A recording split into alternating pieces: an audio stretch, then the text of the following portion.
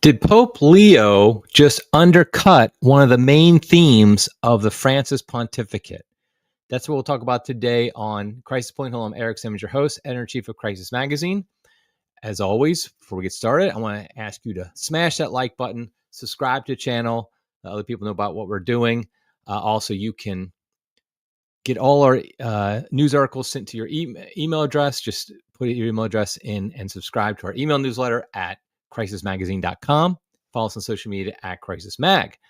Also, I just want to bring up our May fundraiser is now over, and I just want to thank every single person who donated, every single person who prayed for us.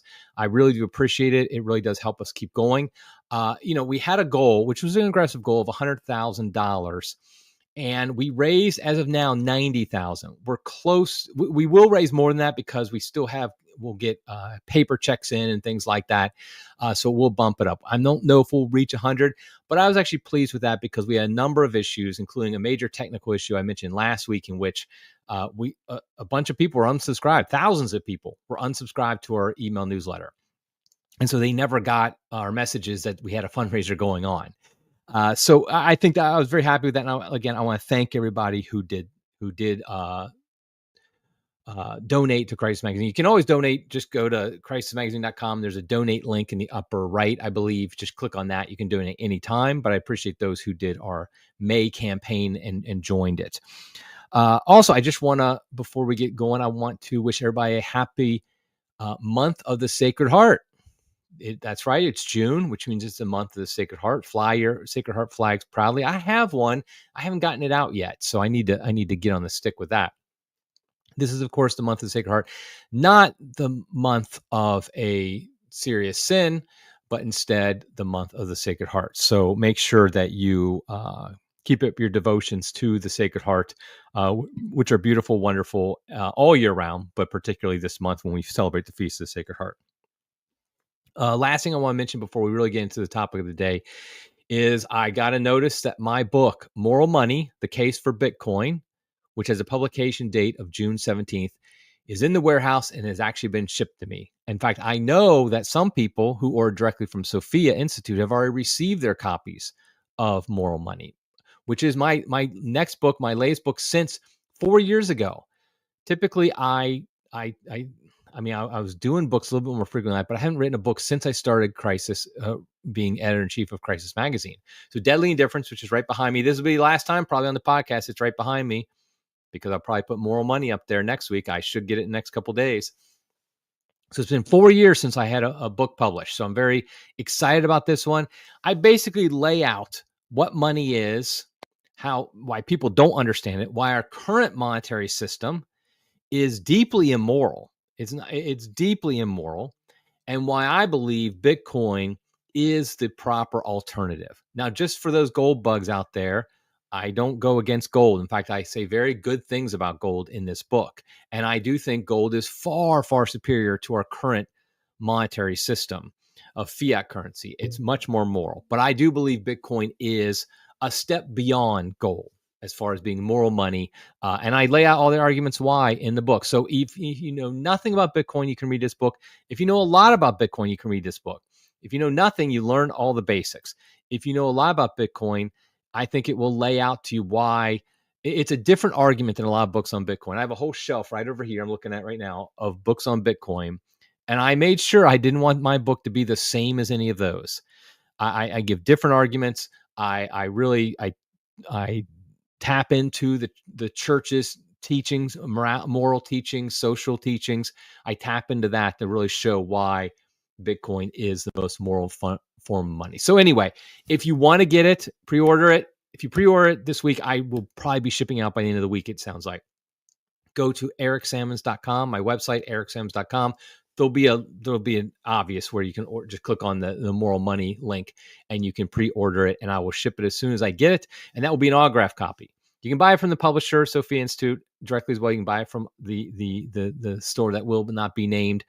But if you want an autograph copy, just go to ericsammons.com and order it there. Okay, enough of that. Now let's get into the real topic at hand.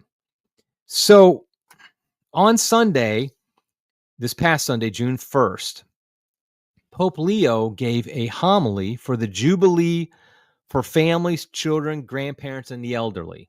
I didn't know that was a thing, but it is. There's a jubilee for families, children, grandparents, and the elderly, and there was a mass for it. And Pope Leo gave a homily at that mass. And I read it. I have it right here. It's a short homily, and I read the whole thing. And before I get into the real point of this, I just want to note that it's just so refreshing to read Pope Leo's homilies. And the reason I say this is because I read a lot of Pope Francis's homilies, his talks, and things like that. In fact, I made it a practice that when a news story would come out that, did you know Pope Francis said this? And it was some controversial statement. I'd always go back to the source, the Vatican website, and look at, okay, let me see the full context. There were a few times where there was a big uproar over something he said. And when I looked at it in context, like, no, really, that's not as big of a deal. That's not really that big of a deal. Not really that problematic. On the whole, though, most of the time I go back and I realize, actually, it's worse. That was just something that happened to me over and over again. I would see a quote from something and people say, oh, look how terrible this is. I'd read the whole context and it'd be worse. To be honest, I felt like that with Amoris Laetitia. I didn't read that for years after it came out because I was like, oh, it just doesn't sound like something I want to deal with. I finally did read it. It's actually worse than the footnote. And we'll get into in a minute some of the things that were wrong with it. But the point is like I just got to the point where I was tired of reading papal homilies and things because it just was, Francis often didn't make sense. He rambled. He focused too much on worldly issues. He had weird examples he would give, like that were completely out of touch with reality. I mean, he talked like it was still 1968, and he'd give these examples which weren't fully true. They just knew they weren't, and sometimes they were inappropriate examples of personal conversations he really shouldn't be revealing what was said. And often he would find some way to dig at his perceived enemies, who he like, especially the trads. It just also just wasn't well written, well spoken. I mean, it didn't flow. It was difficult to read for the brain. And this was after Pope Benedict, who I found to be a beautiful writer, beautiful, when I say write, I mean, like when you read what he said at the homily, it made sense. It flowed. It had a point, all that. JP2 was harder than Benedict. JP2 was a little bit of a difficult thinker, I think, to always comprehend the points he's trying to make, the way he got the points. But Leo is very much more in line with Benedict and JP2 than he is with Francis, just in the style of how he writes and how he speaks, what he says. So in reading this homily, I'm like, okay, what I see is it's organized, it's clear, it's focused on the basics of the faith. I mean, there's nothing in here that you're like, oh my gosh, this is like the greatest thing I've ever read in the history of Catholic spirituality or doctrine or anything like that. No, it's very basic. It's very much just like meat and potatoes.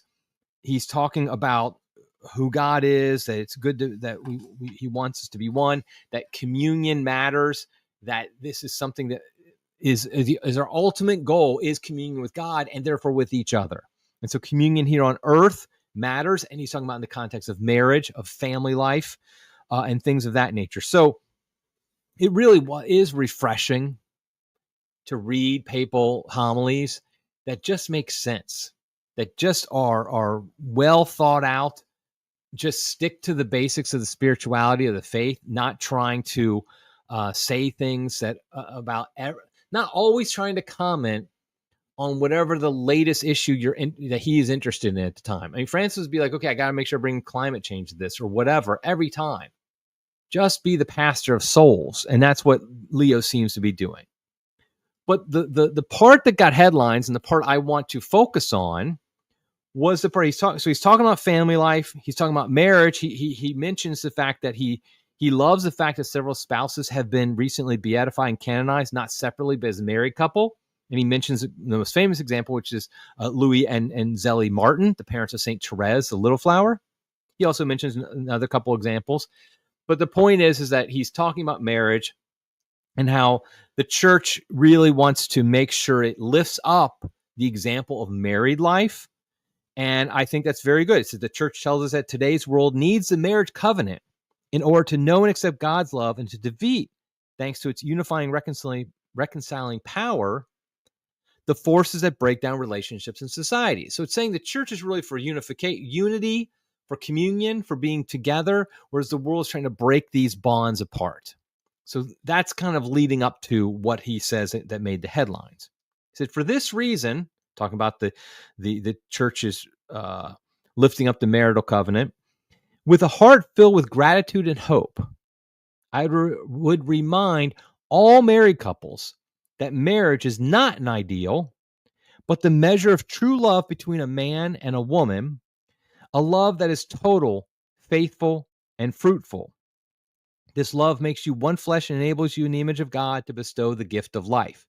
Also, I want to note in the Vatican translation, I don't actually know if he said this in English or not. So I don't know if this is a translation or if it was actually delivered in English. But the point is, in what was posted, it referenced Paul VI's Humana Vitae when it said a love that is total, faithful, and fruitful, meaning that's, what he's referencing is that.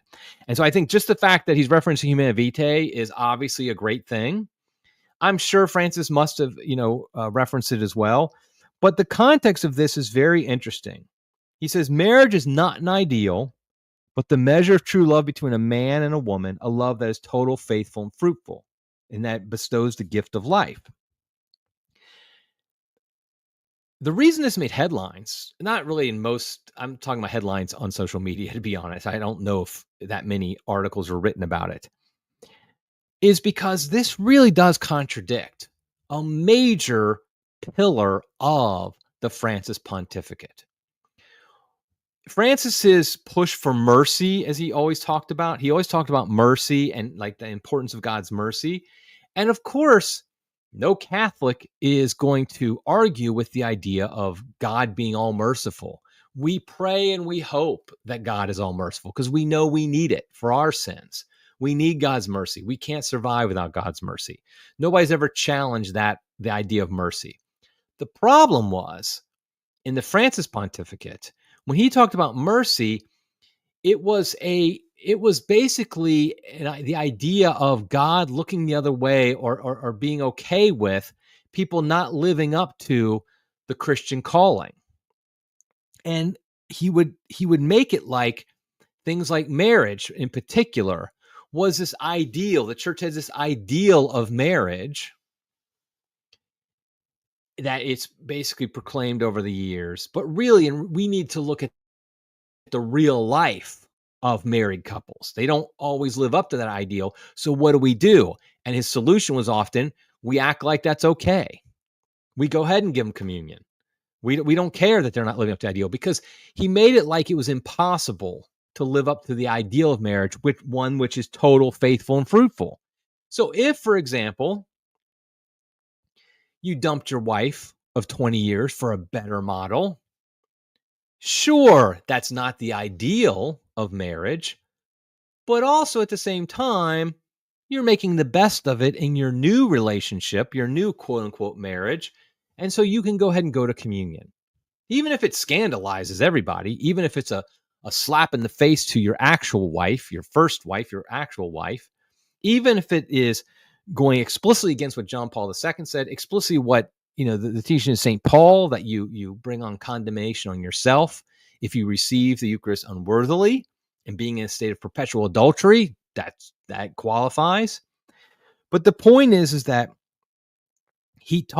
Francis would set up this dichotomy of the ideal of the Catholic teaching and then the reality. And God's mercy is such that we basically look the other way. And we say, okay, this is just reality. You can keep living. You don't have to worry about those little details like going to confession and leaving your fake wife or your real wife or anything like that. No, you can just keep living the way you're doing. You can keep sleeping with your fake wife instead and receive communion. In fact, Francis also, in Amoris Laetitia, he complained that we focus too much on procreation when we talk about marriage. He said, we often present marriage in such a way that its unitive meaning, its call to grow in love, and its ideal of mutual assistance are overshadowed by an almost exclusive insistence on the duty of procreation. Now, this is a perfect example of what I was saying earlier about that Francis lived in a different world. He acted like it was 1968 all this time or something like that. In what world are people insisting on, exclusively insisting on the duty of procreation in marriage? Obviously, it doesn't happen in the Catholic, outside the Catholic Church, but it hasn't happened in the Catholic Church in decades. In my lifetime, I know that. And I'm an old man at this point. It simply was he create these straw men, these situations that just simply didn't exist. Maybe they existed in the 1940s and 50s. I'm not saying one way or the other. Maybe it's true, but they obviously don't exist today. There isn't one marriage prep program at any parish or diocese in the world that has an exclusive insistence on the duty of procreation. In fact, the opposite is true. They undermine that. They forget about that. They're embarrassed by that. I mean, my son literally just went through marriage prep and he's telling me how they kind of the book he got. And I think the person who did the marriage prep, the priest, was actually good, but the book was not very good. It basically was almost apologizing for the church's teaching that marriage is made for procreation. So Francis makes up these things. He made up all these things all the time. But the point is like he's saying we don't want to do this. What does Leo say? When Pope Leo talks about marriage, the first thing he says, he's talking about bestowing the gift of life, i.e. procreation. He's not hesitating to say, yeah, marriage is for procreation. Now, it makes you one flesh. So, I mean, he brings up both. He says, a love that makes you one flesh and enables you in the image of God to bestow the gift of life. So he's not shying away from that. He talks about love that is total, faithful, and fruitful. Fruitful, we know what that means. Yes, it's spiritually fruitful, but we know it means physically fruitful as well. And so we see that Leo is definitely taking a different direction than Pope Francis. I mean, this is something, fiducia supplicans is the same way. That was like their ideal of marriage is one man and one woman. But for Francis, it's like, well, we will accompany those who aren't living up to ideal, i.e. in same-sex pseudo fake marriages, and we will give them blessings. And, but here we see that Leo explicitly states marriage isn't an ideal, meaning we're not talking about like something we can't achieve. It's simply this is a reality that God gave us from the beginning, literally from the beginning, Adam and Eve, we have marriage. And what is it? It's a measure of true love between what? A man and a woman. In other words, I'm not saying Francis said that a man and a man getting shacked up is an actual marriage, but he basically was allowing people to think that. Leo says very clearly, it's not.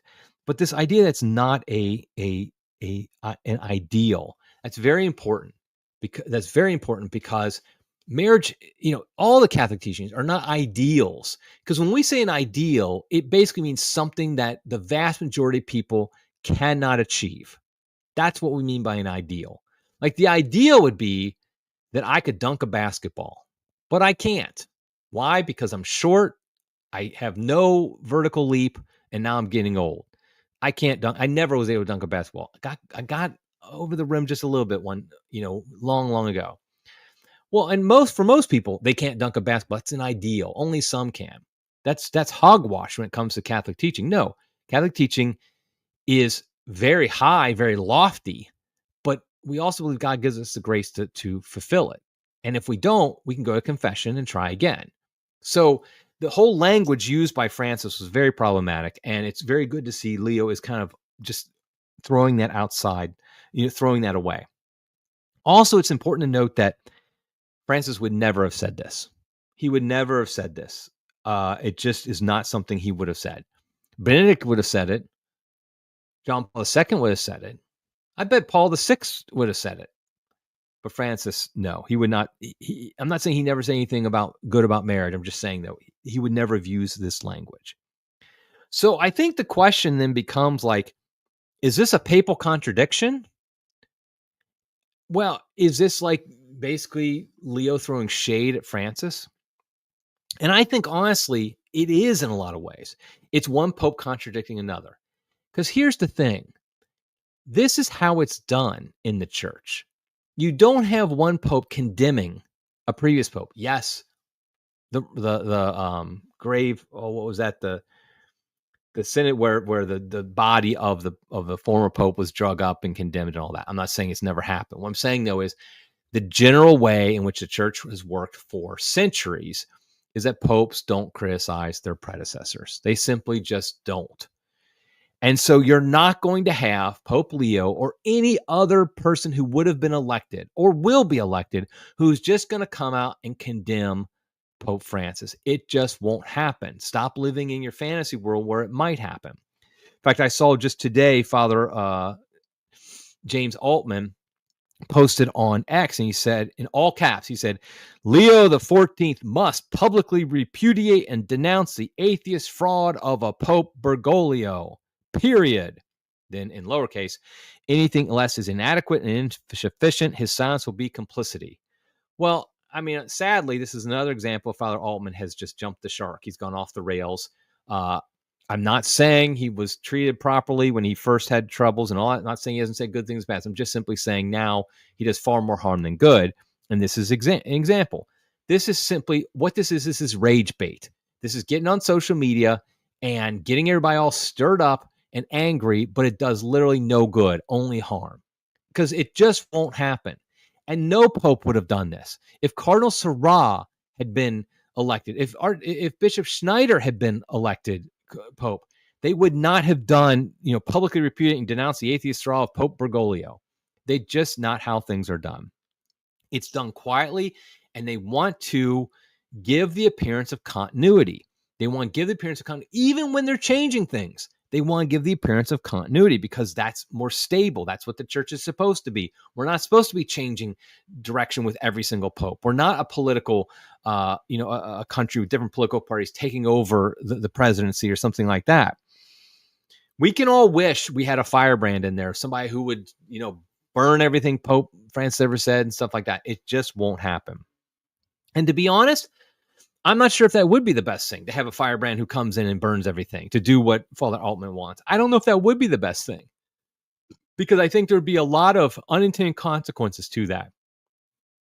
I'm not saying that a pope shouldn't like sometimes just basically directly contradict a previous pope if he was wrong about something, but just getting up there and condemning and saying it's all garbage or whatever, it's all heretical. That's not good. What Leo will do is he will emphasize Francis and quote him when he agrees with him, and he will ignore and even contradict him when he doesn't. This is a perfect example. What he said when he said marriage is not an ideal, but the measure of true love between a man and a woman, a love that is total, faithful, and fruitful. That's what popes do. They simply will state what they believe is the proper way of expressing it, the proper way of teaching the Catholic faith. And they will, at times, purposefully say things in a way that obviously kind of gives a little bit of a rebuke to maybe a previous pontificate. Francis did this with Benedict, remember. Francis never came out and said that Benedict was a problem, and that he praised Benedict, especially early in his pontificate. He praised him all the time. But he did things that were clearly in contradiction. Obviously, Traditionis Custodes. If you even read Traditionis Custodes, Francis makes it sound like it's in continuity with Summorum Pontificum, which we all know it wasn't. It was a repudiation, rejection of it. But he made it sound like it was in continuity with it. Now, we're just, now that we've seen what's happened, we're just going to continue on the path and do this. So the point is like what happens in the church is a vibe shift happens more than an explicit, okay, we're going to break here and go in a different direction. I had a subtitle on my screen. My thumbnail says a new direction. I think probably a better thing now that I think about it, I should have put a new vibe, because that's really what happens. We have a vibe shift. The vibe shift was very real between Benedict and Francis, wasn't it? And we all felt it. We all knew it. Well, now I think the vibe shift is already going, and it is already happening under Leo than it was under Francis. And that's a good thing. Now, I might not agree with everything about this new vibe shift. I might at times be, wish that Leo did things differently. The point is, though, this is how, if we want really a pope to to go in a true different direction than Francis, to move away from a lot of the errors and problems of the Francis pontificate, this is how it happens. It's through a vibe shift more than anything else. Now, some people, like some Pope splainers, both the Francis sycophants and the Sedevacantists, they might be really trouble with this idea of the popes contradicting each other, because they have this idea that, a pope is never wrong. And so how could a pope contradict another one? This is why I think it's dumb to talk about the idea of a pope's magisterium, like the magisterium of Pope Francis or the magisterium of JP2 or the magisterium of Leo the 14th. Now, to be clear, it literally puts this on the Vatican website. So I know I'm going against the Vatican's own language here, but I really think it's problematic and mistaken to talk about a certain pope's magisterium. What happens is, in reality, is popes contribute to the church's magisterium through their teachings, through their writings, through their actions, things of that nature. And because we're not talking about an infallible declaration, that's one thing. That's just obviously an insertion into the church's magisterium, period, end of story. But that's very rarely happens. So normally in their audiences, in their homilies, in their talks, and all that stuff, what they say is kind of it contributes in a very general sense, first of all, to the church's magisterium. But what happens is, over time, later generations of Catholics, including the hierarchy, they kind of realize they kind of take some of it and really emphasize that and say, okay, yeah, this is a great teaching we need to emphasize. And others, they just kind of ignore and let it pass away. In some extreme cases, they might even condemn something. That happens very rarely, right? And hasn't really happened in the modern church, but they just let it pass away. So, for example, in 100 years, every jot and tittle of the Francis pontificate is not going to be considered part of the magisterium. It's only crazies today who act like that. That anything a pope says, okay, that's part of the magisterium, now you have to accept it. That's just not the way it works. The magisterium is 2,000 years old. It is basically the tradition of the church that the church has said, okay, this is legitimate. This is what's from scripture and tradition. This is what we believe. This is how we apply it. But it's not a definitive thing where, okay, Pope so-and-so said this, therefore it's part of the magisterium. That's just simply not how it works. In a lot of ways, modern Pope splainers are a lot like sola scriptura Protestants, because what they do is they take like the fundamentalist type, that take every word and say, okay, this is the literal inspired truth. This is what we have to believe. And there's, a lot of truth in that when it comes to sacred scriptures, but that's what they do with papal writing. So Pope Francis said this on this day in this plane. In answer to this question, that's now defined Catholic truth. No, it becomes something that the church then considers over time. Is this something that we accept as part of the church's magisterium? So, for example, if future popes keep on talking about something Francis talked about, if they keep on teaching it, if they keep on reiterating it, if bishops throughout the world keep doing it and Catholics are all accepting it, then yes, that becomes part of the magisterium. But already we see with Pope Leo going away from this idea of there's this ideal we can't live up to, and so we can just live at a lower level. Already, Leo is pivoting away from that. So we can see that isn't going to be part of, there's a good chance, I should say, that, the erroneous parts won't be, at least. But it's not going to be really part of the magisterium going forward. So that's just kind of how this works. Now, I will say I'm very excited. There's actually a book. It's an academic book, so it'll probably be expensive, coming out soon by Dr. Michael Cirilla at the Franciscan University of Steubenville, that talks about the magisterium and what it is. This is his study for decades, I think. And so he understands the stuff very well. And he's going to talk about the magisterium, what it is, the different levels of the magisterial teaching, how the Pope interacts with the magisterium, how he's part of it, and all of that. And so I really look forward to that. I know he's writing it right now, so my guess is it won't be published until probably 2026, but something to look out for.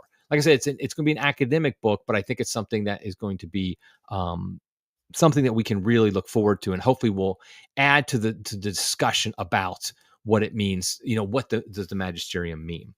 So anyway, so I'm very hopeful that Pope Leo is already changing the vibe, and I think it's a very good thing.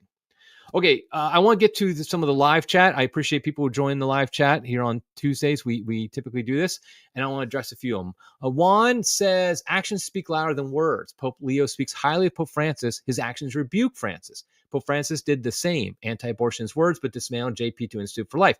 Juan, this is a great point.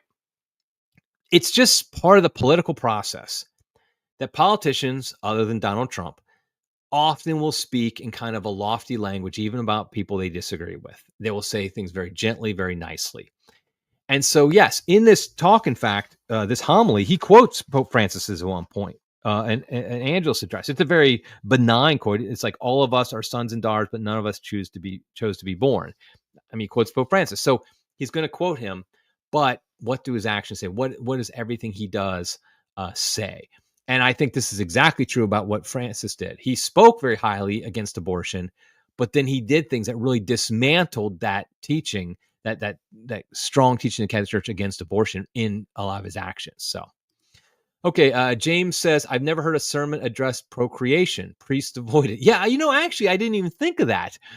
Here we have a homily by the Pope, and he brings up the fact that marriage is intended. One of the intents of it is to bestow the gift of life. So I think this is a good thing. Maybe priests will take courage from that, and we'll talk more about how marriage is for, yes, the unity of man and woman as one flesh, but also the procreation of children.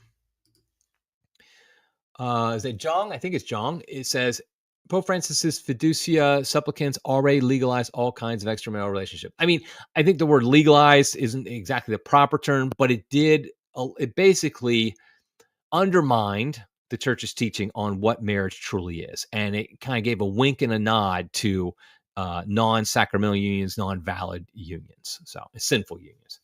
John Kenny says, late tuning in, just informed that Charlotte Bishop extending TM extinction until October. Yes, I just posted that before I got online here. Basically, they came out and they said that the Bishop of Charlotte, who is, the one who is trying to destroy the Latin Mass in his diocese, Bishop Martin, I talked about this in my last podcast. It was supposed to happen on July 2nd, I believe, and now it's going to happen on October 2nd. And the reason they gave was, the priest said, hey, we need more time. He said he was originally going to do early July because that's when they do the priest assignment changes. So he thought that would be best. Now he's saying the extension given by the Vatican on their implementation of Traditionis Custodes ends in October. So they'll go ahead and end it there. And he's not going to ask for another extension. Now, it's very possible this will still happen in October, but I think just the fact that it's been extended from July to October, first of all, that's just a beautiful thing, just simply because it means that more Catholics in Charlotte can go to the Latin Mass for longer. And those who want to, those communities survive a little bit longer. Also gives some time that maybe he will have a change of heart. Maybe somebody at the Vatican will tell him you overstepped your bounds. Maybe Pope Leo will come out with something that says, I don't think this will happen, but maybe he'll come out with something that says, hey, let's stop doing this. So there's a lot of different possibilities. The longer time we have, the more opportunities for a good permanent resolution to happen. So keep praying for the people of the good people of Charlotte. Palermo. I apologize if I mispronounced your name. I'm sure I did. So correct. Pope Leo XIV is going to cite what he wants from Pope Francis, and then can draw back to Pope Leo XIII and draw a line to Vatican II, and in the future. Yeah, exactly. What he will do is he will go. This is just how the Pope will do it. How all popes would do it is something he wants from Francis. Sure, he will quote that. He will mention that. But if he doesn't want to talk about it, or he doesn't really like it, he just will ignore it and talk about something else and go in a different direction. So people know, okay, this isn't the direction we're going. So I really am hopeful. I'm still hopeful about Pope Leo. Again, I've made it very clear. I have no illusions that I think Pope Leo is going to be, a Leo the Great or Gregory the Great or something like that, or Pius X, something like that. Maybe he will be. The Holy Spirit can do anything. But I am hopeful that the vibe under Francis, which was so bad. I mean, it just was so bad. It caused so much division, so much anger, so much just really was contrary to the gospel in so many ways. I think a vibe that just goes away from that is a good thing. Can't get any worse, right? And I think with Pope Leo, the vibe is going in the right direction. So I'm still very hopeful and look forward to coming days and months and years with Pope Leo. So, okay, that's it for now. I appreciate everybody again who commented in the live chat. I appreciate those who watched the live chat. Until next time, everybody, God love you.